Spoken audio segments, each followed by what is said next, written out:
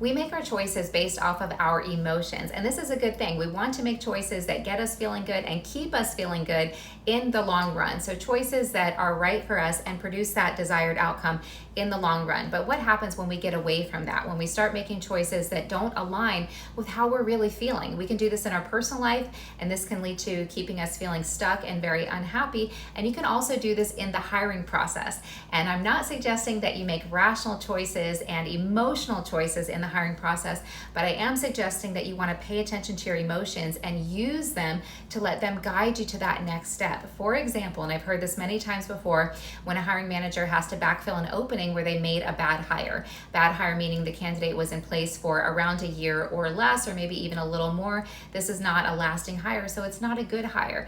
There was I would like to say always, but of course I can't say always, but there usually is and was a moment, a pause, a concern, a hesitation that the hiring manager had that ultimately ends up being, in the long run, why this candidate was not a fit. So what can you do with that emotion? Make sure that one, you're feeling it and you're identifying it, and then get curious about this pause, this hesitation, this potential red flag or concern that you have with a candidate, and then get curious about why it's there. And sometimes it can take a little time to figure out. We know we have a pause. We know we have a gray area, some kind of confusing something. We're not quite sure. Write it down. Just make yourself a note to follow back up, because you will figure it out. What you don't want to do is skip over that and keep moving the candidate forward.